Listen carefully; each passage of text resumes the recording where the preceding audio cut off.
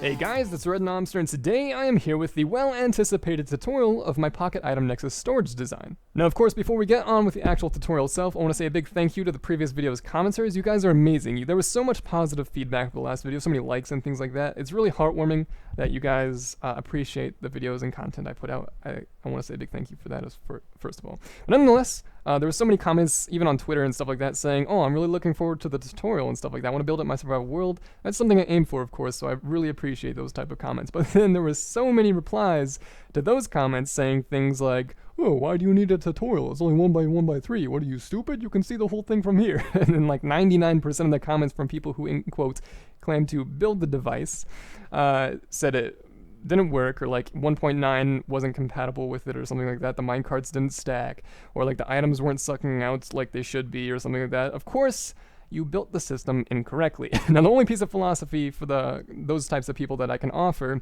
is, of course, if you're trying to create something that somebody else created without instruction, don't blame the creator when it doesn't work, blame yourself. Alright, so let's get cracking on the actual tutorial so we can all be friends again. So what we have right here is a chest with a bunch of items in it. Basically, it's 27 different types of items, one stack of each. Now, these items can be any item you'd like that is non-stackable. There's one missing right there. Basically, we're going to use this as a template. This is actually the same items I used in the previous video for this design, and we're basically just going to be rebuilding this exact contraption right here, right over here, just so you can see that in the background as a little template, or a little a point of reference. Hello, text message. Now, what we're going to be doing is using creative mode to make this process a little bit easier. I'm not going to obviously build this in survival mode, because that would be a terrible tutorial process, because that would take a very long time. But if you are building this in survival, this little tip isn't really going to help. But nonetheless, what we're going to do is go ahead and hold down the control key and then hit middle mouse button. And what that will do is basically copy the chest, but not only copy it, will copy the NBT data of it, meaning the items inside. So we can place it down. As you can see, the items are in here. This is basically just an easy way to then pick up the items in the chest by breaking it. But before we do that, what we're going to do is come over here, and on this block, if you elevate one block up, you can then place a rail on top of that, and then put a minecart hopper on top of this. Now, the reason I'm using a minecart hopper in this system instead of just a regular hopper, as you can see, this is a minecart hopper, the Pocket Item Nexus, instead of just a hopper block, is because a hopper block has an... Mother, why are you texting me? Stop texting me so much. Listen to this. Can you hear this? And then it stopped. Good. Whatever. Anyways, as you can see, the hopper minecart down here, we're using this because hopper blocks have an item cooldown. I think it's called a hopper cooldown is the tag for it. But basically, hopper minecarts do not, meaning they don't have a limit as to how fast they can suck items in. Hopper blocks, of course, are limited to a maximum of sucking in about 2 items per second, which is about 30 items, or 30 seconds per stack, which, of course, in the last video, as you saw through my demonstration, we got a stack in about 3 seconds, which is, of course, a very big advancement. And considering it only uses one more entity, I think it's worth it. So what we're going to do is now break this block, and of course, we have the rail in there. We're going to take that out. We get this sword, place the sword in all 5 slots. Now, you can use basically any unstackable item or any item that isn't going to be in your storage system, because what this does is basically just means items will not flow down into here if you don't want them to. So if you have like redstone dust in here, but you don't in here, redstone dust obviously will not flow down into here ever, so you don't need to worry about that. But nonetheless, what we're going to do next is then build a block like so, and then put a block above it, and then put a rail right here, and this is basically going to be where the minecart chests go on top of. Now, a lot of you guys were stumped by trying to build it just from looking at it, so you guys put a minecart chest here and then broke it, and then tried doing it again, and of course, it would just not combine, because that's not how minecarts work at all.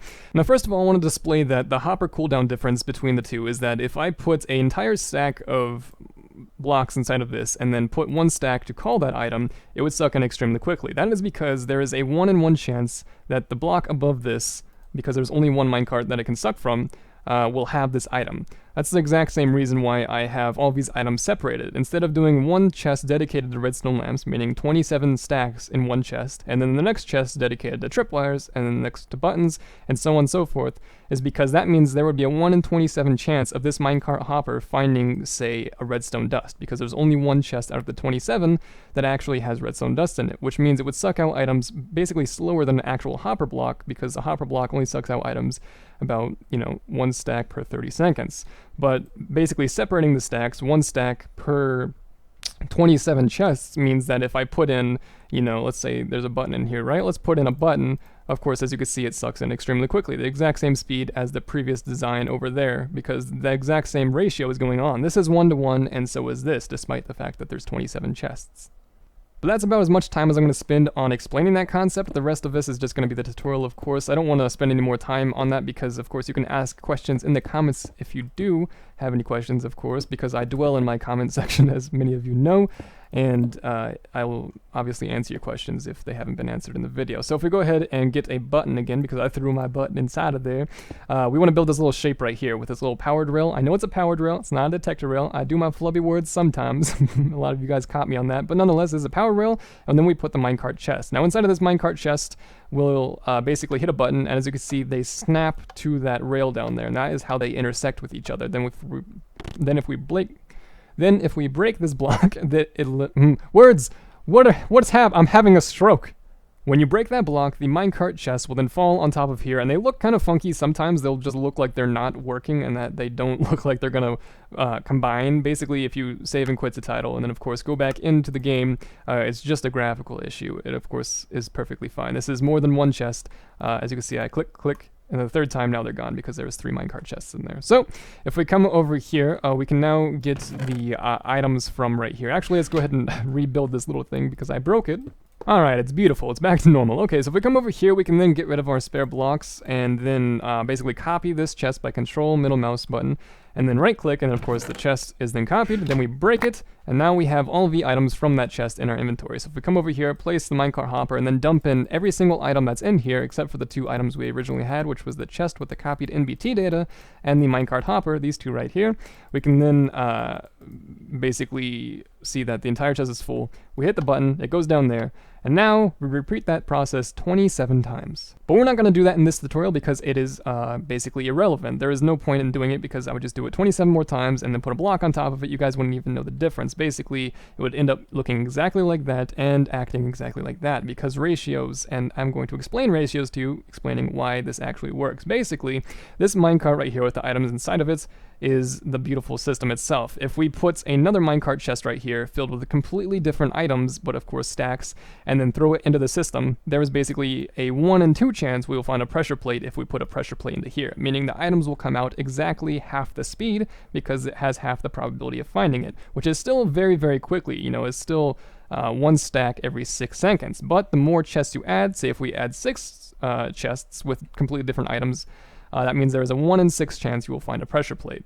So like I've said many times in this video, the way you conserve the speed is by spreading a stack in each and every chest, meaning if I want a full chest worth of space, storage space for 1 item, so if I want an entire chest of grass, I have to have 27 chests because there are 27 slots within a minecart chest. But of course, if you don't want a whole chest worth of space, you don't need it. The speed can still be the constant fast speed as anything else, even if you only put 5 stacks in here. That basically just means you have to refill the items every 5 times you use it. But basically, any type of storage system, if you're using items more than you put items in, you probably shouldn't even have a storage system in the first place because that's what it's meant for. It's meant for storing your surplus items and being able to call upon them when you need them. So once you have your 27 chests, you of course break the blocks so they all fall in the hopper minecart. Then you come over here and basically just put a block right above it like so, and then put your hopper right beneath it, and that will then be how you put your items into this minecart chest if you don't already right click on it, because if there's 27 chests, you can only click on 1 at a time. That means you only refill 1 at a time, and then you would have to log out and log back in to be able to click on the other ones. That's what the hopper's for. Now of course, if we get like half a stack of buttons and then try to put them in here, the hopper drains just as slow as it basically intakes, but the hopper minecart does not. That's again a comparison of the cooldown time. So if your head hasn't exploded yet from this tutorial, I know what you might be thinking. What if you want more than 27 items? You know, 1 chest per item, more than 27 items. Well, basically, to compensate for not wanting to lose the speed, let's put this in theory real quick. Let's say we want a 28th item and it won't fit in this. That means we would have to add another 27 minecart chests just full of that item to compensate for the ratio.